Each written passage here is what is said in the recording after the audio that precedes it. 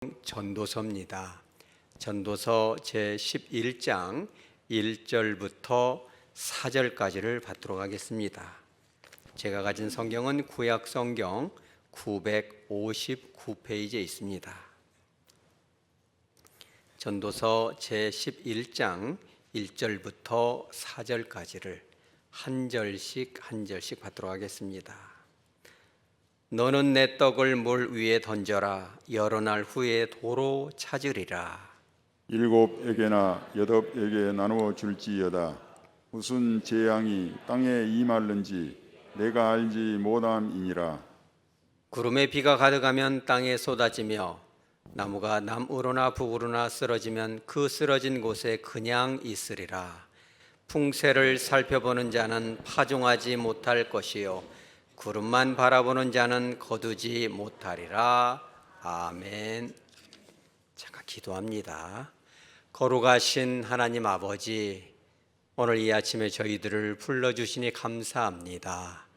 성령 하나님께서 함께하여 주셔서 예수 그리스도의 보혈로 저희들의 불안한 마음, 어두워진 심령을 닦아주시고 어루만져 주셔서 성령 충만함으로 말씀의 보좌 앞으로 인도하여 주시옵소서. 선포된 말씀이 하나님 아버지의 간절한 음성으로 선포되게 하여 주시고 우리들의 닫힌 심령이 열려져 주님의 음성으로 바르게 들려지고 실천할 수 있는 능력까지 허락하여 주시옵소서. 거룩하신 예수님의 이름으로 기도합니다. 아멘. 윤리학이라는 학문 분야에 여러 이 갈래가 있는데 그 중에서 요즘 주목받는 것이 바로 실천윤리학입니다. 윤리에 대해서 학문적으로 연구하고 배우면 뭐하냐, 하나라도 실천해야 되지 않느냐, 이래서 현장 가운데 사례 가운데 실천하고 한번 해본다는 차원에서의 그런 학문이 바로 실천윤리학인 것입니다. 그런데 이 실천윤리학에 전 세계적으로 가장 유명한 분 중에 한 분이 바로 피터 싱어 박사님입니다. 이분이 쓴 책이 하나가 있는데 이 책의 이름은 The Life You Can Save라는 책입니다.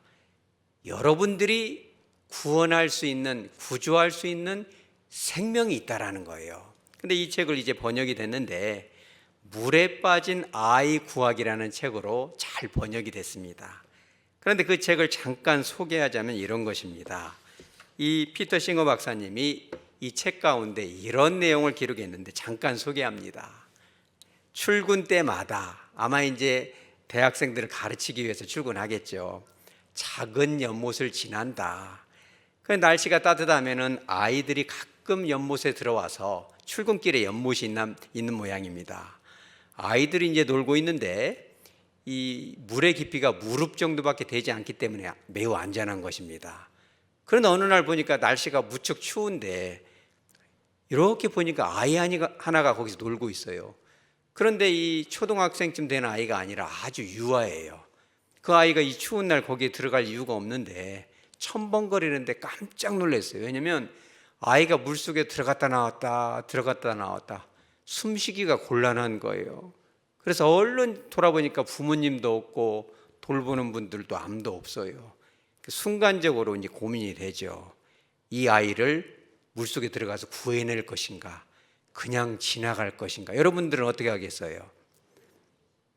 근데 왜 고민이 됐냐면 구두를 새로 산 지가 얼마 안 된 것이 첫 번째 이유고, 둘째는 양복을 예쁘게 하고 넥타이를 괜찮은 것을 선택해서 이렇게 착용을 했고 바로 이제 말하자면 학교로 가야 되는데 물속에 들어가는 것은 어려운 일도 아니고 별일은 아니지만 옷을 버리고 신발을 버리고 아기를 구해서 부모한테 전달하고 옷 갈아입고 샤워하고 학교에 가면 지각하기 때문에 그러기가 번거롭지 않은가라는 고민이 살짝 꿍 될 수 있다는 거예요. 이 이야기는 사실은 교수님이 지어낸 얘기인데 말하자면 이 실천윤리학 과목을 배우기 위해서 앉아있는 여러분처럼 이렇게 앉아있죠. 학생들에게 지구촌의 빈곤 문제를 가르치기 전에 꼭 해주는 이야기, 스토리인 것입니다. 그럼 여러분들은 어떻게 하겠어요? 라고 물어보는 거죠. 여러분 같으면 어떻게 하겠어요? 아이를 혹시 구두가 이렇게 버릴까 봐 안 구하실 분? 없을 것입니다. 학생들한테 물어보는 거죠. 신발은 어떡할 거야? 지가 가면 어쩌려고 그래? 그랬더니 대부분 100% 학생들은 그것이 문제입니까, 교수님? 그걸 질문이라고 하고 있습니까? 바로 들어가서 건져내야죠. 근데 그것이 그렇게 쉬운 문제는 아니라는 것입니다. 왜 그러냐면 교수님이 이 강의를 하는 그 기간 중에 2007년도에 영국의 맨체스터에서 그런 일이 일어났어요. 아이가 하나 빠졌는데, 베탄이라는 이 소녀가 빠졌는데, 이복 오빠인 조던 라이언이라는 아이가 10살이에요. 그러니까 아마 여동생이니까 꼬맹이죠. 연못에 빠졌는데 10살 먹은 아이가 그냥 푹 들어가서 여동생을 구원을 못해요. 둘 다 죽게 생겼어요. 그래가지고 낚시꾼이 그 여동생을 쉽게 꺼냈는데, 말하자면 이 조던 라이언을 못 구해낸 거예요. 푹 들어가 가라앉아가지고.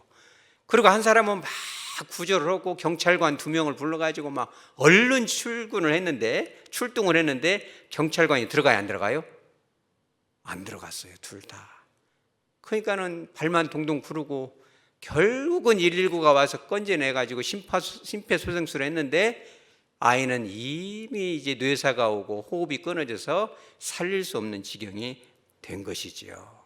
그래서 그 엄마가 막 물어보죠.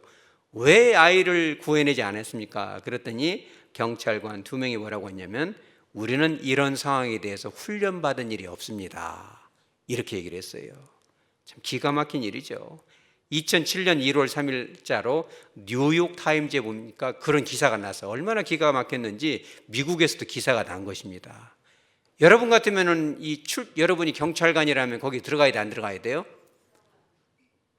혹시 옷이 더럽혀질까 봐 훈련이 안 돼서 못 들어가실 분은 한번 손 들어보세요. 다행히 우리 교회는 한 분도 없는 것 같아요. 그래서 이 교수님이 이렇게 물어보는 거예요. 물에 빠진 아이는 살리겠죠, 우리가. 근데 여러분 UN 알죠? 국제연합인데 이 UN에 공식적으로 이 소속이 된 아동 구호 기관이 하나가 있어요. 그게 뭐예요? 유니세프죠. 유니세프에서 가만히 조사를 해보니까 물에 빠져서 죽는 아이처럼 굶주려서 배고파서 죽고, 마이싱하는 항생제가 없어가지고 홍역에 걸려서 죽고, 깨끗한 물이 없어가지고 감염이 걸려서 장염으로 죽고, 닌겔 그 한 2-5병 있으면 살릴 것이 살리지 못해서 죽고, 하수도 정화 시설이 없어가지고 전염병으로 죽고, 이런 아이들이 5세 이하의 아이들이 1년에 몇 명이 사망할 것 같아요, 여러분? 유니세프에서 최근에 조사해 보니까 1,000만 명이 죽는답니다. 그럼 여러분, 물에 빠져서 죽는 아이가 하루에 몇 명이 죽어요? 하루에, 오늘도 우리가 이렇게 거룩하게 예배 드리고 있는데 오늘 하루 항생제 한 알이 없어서, 깨끗한 생수 한 병이 없어서, 정화조가 없어서 죽어간 아이들이 하루에 27,000명이라는 거예요. 여러분, 음식물 쓰레기 버릴 때 죄스럽지 않나요? 설교하고 있는 저부터도 이렇게 설교 준비하면서 양심의 가책이 많이 옵니다. 그러지 않겠어요? 그렇다면 이와 같은 참담한 시대를 살고 있는 저와 여러분에게, 그 시대나 지금이나 마찬가지죠. 여호와께서는 과연 우리에게 어떠한 선한 삶을 추구해야 옳으냐에 대한 3가지 구제에 대한 태도를 가르쳐주고 있는 거예요. 그 첫 번째가 뭐냐면 바로 오늘 1절에 나옵니다. 너는 내 떡을 어디에 던져라? 물 위에 던져라. 네가 먹고 있는 떡과 음식을 너의 식탁 위에만 놓지 말고 물 위에다 던져라. 강물 위에 던지게 되면 이 떡이 어디로 갈지 모르죠. 내가 통제할 수 없는 상황으로 맡겨버리는 겁니다. 이게 무슨 뜻이냐? 자비를 베풀려거든, 선행을 하려거든, 구제를 하려거든 대가를 바라지 말고, 칭찬을 구하지 말고 순수한 마음으로 여러분 선한 일을 추구하시기 바랍니다. 굉장히 중요합니다. 자기 이름 내기 위해서, 신문에 사진 한 장 찍기 위해서 하지 말라는 거예요. 여러분 순수하게 하시기 바랍니다. 그렇기 때문에 마태복음 6장 3절에서도 이렇게 나오죠. 너는 구제할 때에 오른손이 하는 것을 왼손이 모르게 하라. 이렇게 할 수 있어요, 없어요? 어떻게 이렇게 오른손이 한 것을 왼손이 알지 왜 몰라요? 이것은 뭐냐면 얼른 잊어버려라. 그것을 오래오래 기억하면서 자랑하지 말고 잊어버려라, 이런 거예요. 뿐만 아니라 이 마태복음 6장 4절에서는 내 구제함을 어떻게 하라? 은밀하게 하라. 여러분 선한 일을 은밀하게 하시기 바랍니다. 그럼 그걸 누가 보는 거예요? 하나님이 보시는 거예요. 하나님의 마음이 얼마나 흐뭇하겠어요. 우리 하백교회도 여러모로 이모저모로 구제하고 있지만 때로는 은밀하게 하시기 바랍니다. 익명으로 하고 은밀하게 하는 거죠. 그런데 이것이 하나님의 뜻, 예수님의 전반적인 100% 뜻은 아닌 것입니다. 같은 산상수훈에 속한 마태복음 5장 14절부터 16절, 특별히 16절에는 이렇게 나와요. 우리 한번 다 같이 읽어봅니다. 이같이 너희 빛이 사람 앞에 비치게 하여 그들로 너희 착한 행실을 보고 하늘에 계신 너희 아버지께 영광을 돌리게 하라. 아멘. 자, 너희 빛이라는 것은 여기서 뭐로 표현되어 있어요? 너의 무엇을? 착한 행실을 누가 보게 하라는 거예요? 사람들로 하여금 보라는. 그러면 은밀하게 하라는 거예요? 드러내고 하라는 거예요? 이거 이상하지 않아요? 예수님이 이랬다 저랬다는 분이 아닌데 어디서는 익명으로 은밀하게 하라고 하고 어디서는 드러내게, 심지어는 이렇게 말해요. 너희는 세상이 무엇이라? 빛이라. 감출 수가 없다는 거예요, 여러분. 우리 교회의 구제가 여러분의 선한 삶을 감출 수가 없다는 거예요. 왜? 그런 삶이 습관이 되고 인격이 되기 때문에. 이런 것을 때로는 성령의 인도하심 따라 은밀하게 하지만 때로는 세상 사람들이 다 알도록 드러내라는 것입니다. 할렐루야. 근데 드러내서 과연 어쩌자는 거예요? 자랑하라는 거예요? 아니죠. 오늘 16절 하반절에 뭐라고 나옵니까? 영광을 누구에게 돌리라? 하나님께 돌리라는 거예요. 우리 교회도 그렇게 하시기 바랍니다. 구제할 때 은밀하기도 하지만 때로는 드러내서 그 이름 가운데 여호와의 이름, 예수의 이름, 교회의 이름으로 분명하게 드러내고 하시기 바랍니다. 중요한 것이죠. 자, 그러면 두 번째 이 구제의 원칙이 있는 거예요. 오늘 본문 2절에 보면 이렇게 나옵니다. 7에게나 8에게 나누어 주라. 구제할 때는 한두 사람, 서너 사람 할 것이 아니라 7사람 혹은 8사람에게 하라. 그럼 여러분들이 물어보겠죠. 구제를 하다 보니까 한 7사람, 8사람쯤 도와주면 끝났어요? 끝이 안 났어요? 문자적으로 보면 딱 그렇게만 하는 거예요. 제가 신방을 가서 장로님 구제도 잘하더니 요즘은 안 하세요? 그랬더니 어제부로 이달은 8명이 다 찼답니다. 지금 성경이 지금 문자적으로, 여러분들이 그러니까 성경을 문자적으로 어느 한 군절에만 딱 꽂히게 되면은 사이비 이단들이 하는 방식이 바로 그런 거예요. 여러분 문맥을 통해서 해석을 하시기 바랍니다. 7이라는 뜻은 완전수인데 7에게 하라는 것은 모든 사람에게 할 수 있을 때 하라는 건데 7으로 끝내도 될 걸 8까지 가는 이유가 뭐예요? 모든 사람에게 하는 것도 만족스럽지 않다는 거예요. 주님께서는 마지막 한 사람까지 내가 너희에게 감동을 주거든 거절하지 말고 인색한 손을 펴서 그에게 구제하라는 겁니다. 여러분 그렇게 하시기 바랍니다.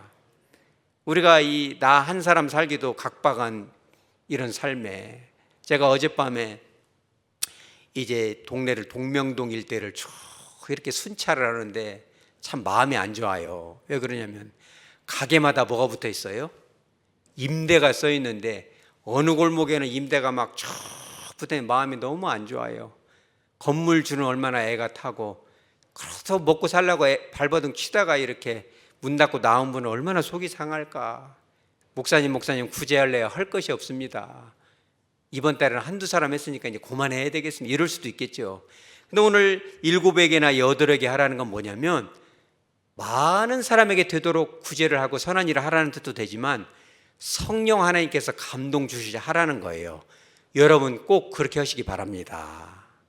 지난번에 아마 여러분들도 똑같이 느꼈을 거예요. 이제 이 공항에서 이렇게 큰 사고가 났을 때 아마 여러분 동일하게 느꼈을 겁니다. 왜냐하면 제가 그 송구영신 예배 때 설교를 했잖아요.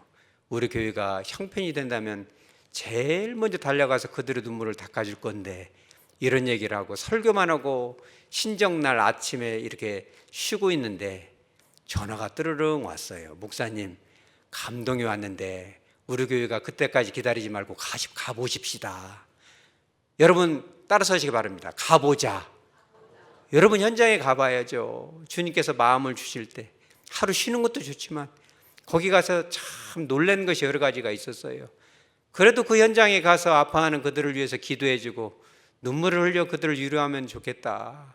그런 마음으로 거기를 갔는데 동서남북 모든 서울에서 경기도에서 경상남도에서 땅끝에서 다 와가지고 어마어마한 줄이 서 있는데 그 현장에 가는 데까지가 2시간 반이 걸린답니다.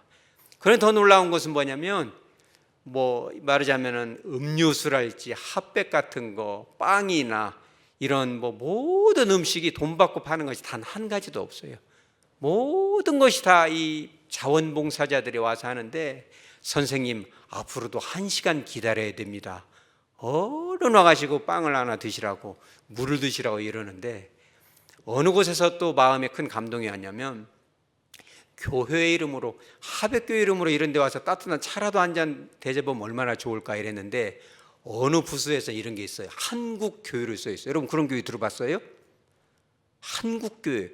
아무리 생각해 한국교회가 없어요. 그런데 젊은 청년 두 사람이 다 차를 따르면서 전도하지 않고 그냥 한국교회 이름으로 이렇게 좋은 일을 하고 있어요. 그래서 저것이 뭔가 가만히 연구를 해보니까 서울에 가면은 노원구에 서울광염교회라고 있어요. 제가 그 책을 한번 읽어본 적이 있는데 감자탕교회로 유명합니다.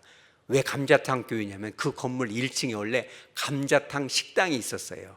근데 이 조현삼 목사님이라는 분이 항상 그런 마음을 품었어요. 저도 그런 마음이 조금 있는데 세상 어느 곳에서나 그런 재난을 당한 현장에 가장 먼저 달려가서 예수의 이름으로 교회의 이름으로 그냥 말하자면은 광염교회로 할 수도 있지만 예수 이름으로 하기 위해서 한국교회라고 딱 자그마하게 써놓고 가장 먼저 달려가서 이렇게 그들에게 예수의 이름으로 구제하고 선한 일을 하는 거죠. 할렐루야. 여러분 우리 교회도 그렇게 할 수 있으시기 바랍니다. 하나님의 감동이 오면 기다릴 것이 없어요. 늦기 전에 가는 겁니다. 조금이라도 그런 마음을 나누는 것이 주님의 마음이고 주님의 마음이 항상 어디에 가 있어요? 바로 그런 가운데 흐느끼는 그런 영혼들 가운데 주님이 계시기 때문에 주님을 만나러 다른 기도원 같은 데를 갈 필요가 없어요. 물론 기도원 가서 금식하고도 주님을 만나지만 그런 눈물의 현장 가운데 주님이 계시기 때문에 우리가 그곳을 달려갈 수만 있다면 주님을 뜨겁게 만날 줄 믿으시기 바랍니다. 세 번째는 바로 그거예요. 우리의 이 구제의 세 번째 올바른 자세는 이런 선행을 주님께서 그런 마음을 주셨을 때 미루지 말라는 거예요. 5만 가지 이유로 미루죠. 여기 물에 빠진 아이 구하기에 딱 보면 그런 내용이 있어요. 구제를 좀 하십시오. 기부를 하십시오. 그러면은 할 수가 없는 10가지 이유가 있답니다. 여기에 다 기록이 돼 있고 기부하고 선행을 주저하게 만드는 6가지 감정적인 불편 요소가 다 기록이 돼 있어요. 그것을 오늘 다 설교로 해서 설득을 하고 싶지만 허야 오라야 안 허야 오라요? 오늘은 안 하겠습니다. 한다고 여러분 많이 긴장들 하는 것 같아서 오늘 안 합니다만 다들 하는 소리가 이런 다 핑계라는 거예요. 이런 선한 일을 하자고 하면은 안 할 5만 가지 이유가 다 있죠. 그래서 오늘 4절에 보면은 우리 다 같이 한번 읽어보죠. 시작. 풍세를 살펴보는 자는 파종하지 못할 것이요 구름만 바라보는 자는 거두지 못하리라. 이 선행을 농사로 빗댄다면 오늘은 비가 와서 오늘은 너무 날이 뜨거서 씨앗을 심어야 싹이 날 거 아니에요. 날씨 탓하면 그 해는 농사를 질 수가 없다는 거예요. 나락이 이 곡식이 쫙 여물었을 때 거둬야 되는데 목사님 오늘은 비가 와서 안 되겠습니다. 내일은 비가 더 계속 비 오면 거둘 수 있어요 없어요? 그러다 보면 이 과일도 다 썩고 나락이 다 부패가 되기 때문에 이 핑계 저 핑계 대다가는 구제할 기회가 다 지나가 버린다는 거예요. 날이면 날마다 오는 것이 아니다. 다시는 그 기회가 오지 않는다는 거예요. 여러분 그런 기회 있을 때 구제하시기 바랍니다. 교회에서 광고 시간에 여러분 조금씩 이렇게 모읍시다 그러면 작은 여유라도 여러분 하시기 바랍니다. 그런데 어떤 분들은 그러죠. 이거 먹고 살기도 힘든데 그런 것을 어떻게 할 수가 있겠습니까? 이거 손해나는 거 아닙니까? 그래서 하나님께서는 친절하게 손해가 아니다라는 것을 분명하게 이렇게 말씀하는 거예요. 우리 1절 한번 다 같이 읽어보죠. 시작. 너는 내 떡을 물 위에 던져라. 여러 날 후에 도로 찾으리라. 아멘. 떡을 던져놓으면 흘러가서 끝나는 것이 아니라 다시 돌아온다는 거. 이게 사실 솔로몬이 쓴 것이지요. 솔로몬 당시에 그런 이 속담이 유행을 했다고 합니다. 이 뭐냐면은 선을 행해라. 네 식물을 물에 던지면 네가 어느 날인가 도로 받을 것이다.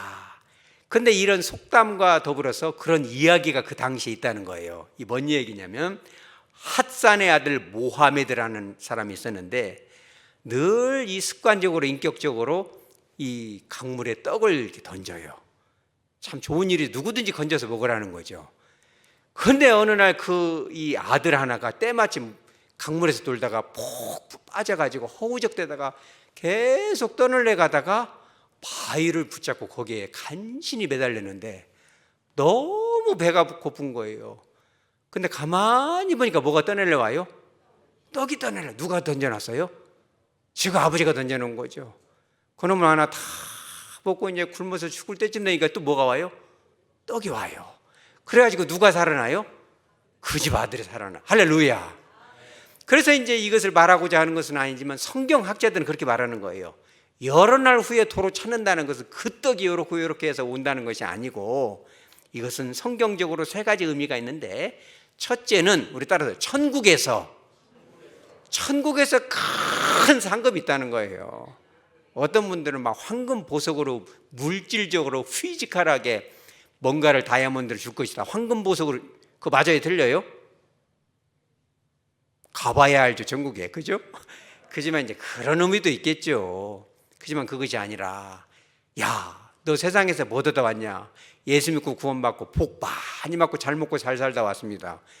그러면 안 된다는 거예요.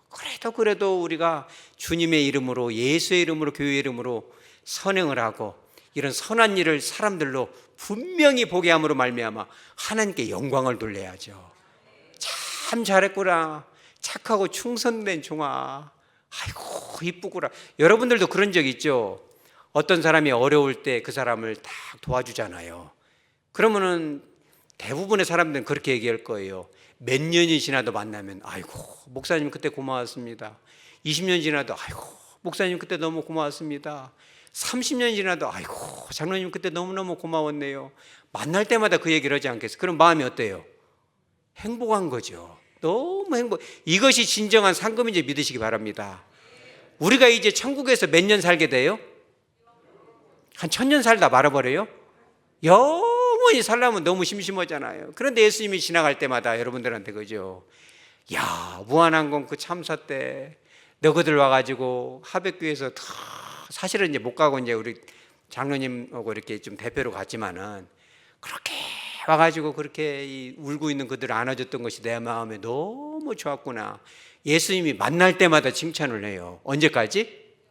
영원토록. 여러분 이런 거 진짜 상급인지 믿으시기 바랍니다. 그럼 두 번째는 뭐냐면 우리도 그와 같은 입장에 처할 수 있다는 거예요. 바로 그럴 때 사람을 통해서 하나님께서 여러분들을 지켜줄 줄 믿으시기 바랍니다. 그런데 이와 같은 현세와 내세에서의 축복으로 끝나는 것이 아니에요. 이 솔로몬이 전도서를 애초에 쓸 때 뭐 때문에 썼냐면은 인생은 다 하고장가를 해봐도 인생은 무엇이다? 허망한 것이 인생이다. 허무하니 해 아래 모든 것이 다 허무하다. 그러면서 오늘 본문이 들어간 것이 뭐냐면 허무하게 살지 않으려면 여러분 행복하게 살기를 원합니까? 윤택하게 살기를 원합니까? 그러면 이렇게 살아야 된다 하면서 들어온 것이 이거예요. 여러분들이 행복하게 살기 위해서 풍요롭게 뿌듯하게 살기 위해서는 우리 따라서죠 선행을 하자. 그래야 삶이 윤택해진다는 거예요.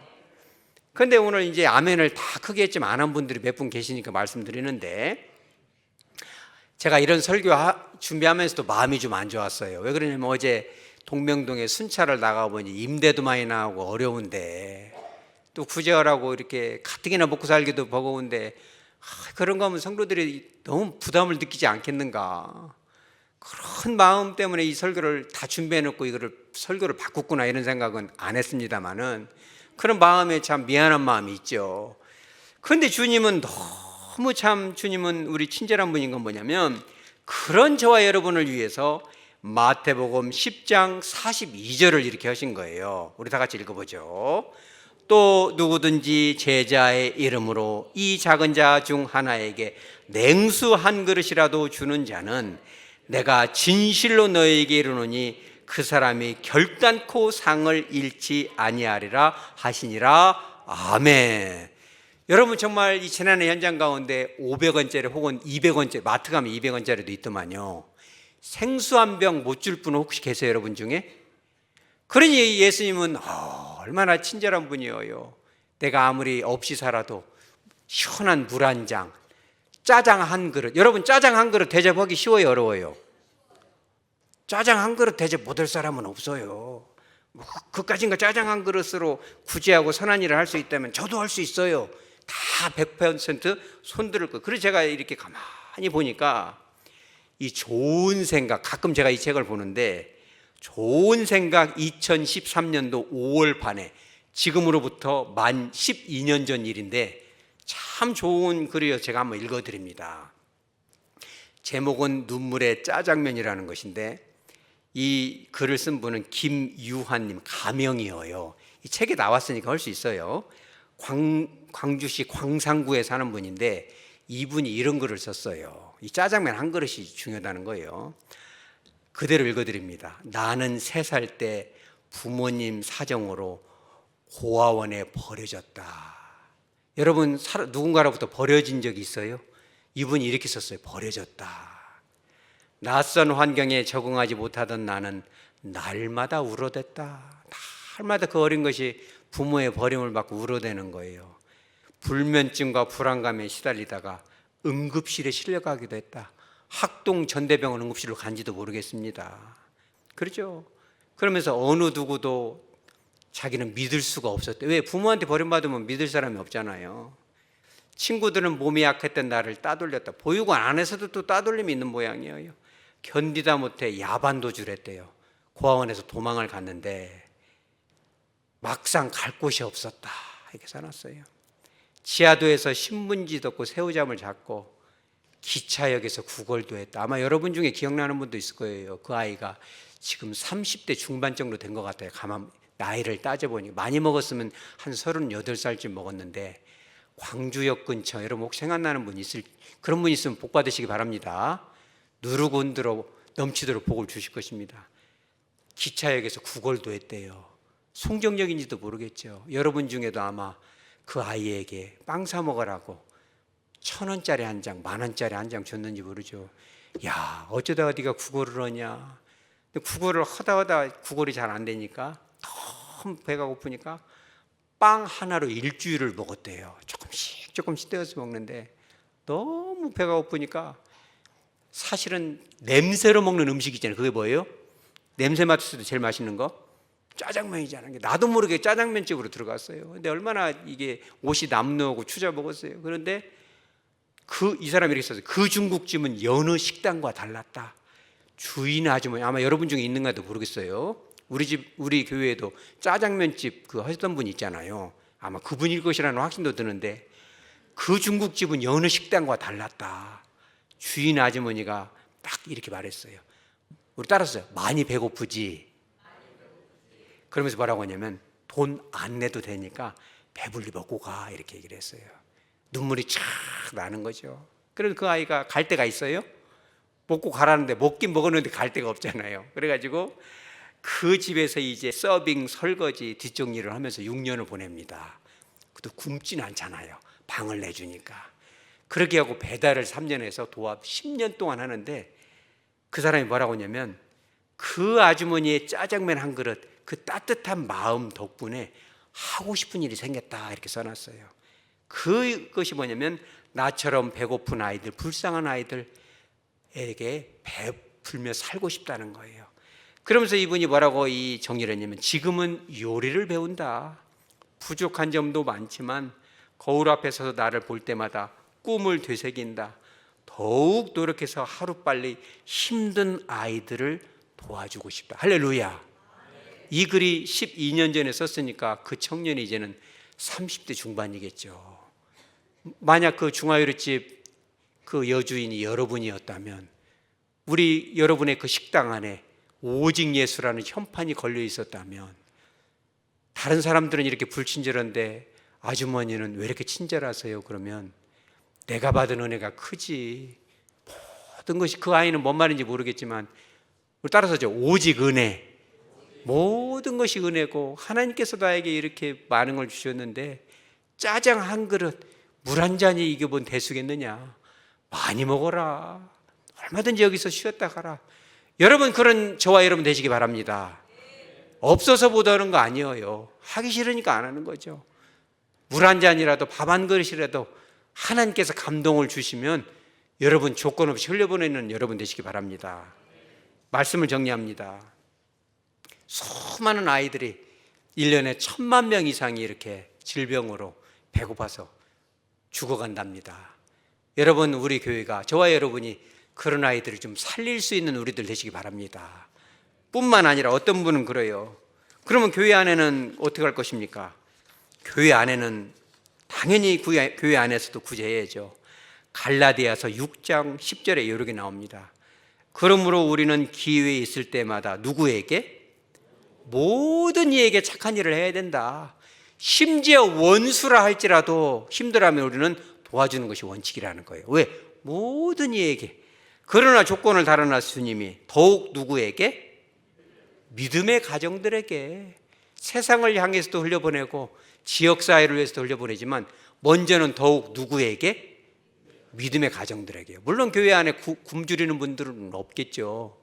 하지만 절망한 분들, 슬퍼하는 분들, 좌절하는 분들이 얼마나 교회 공동체에 많아요.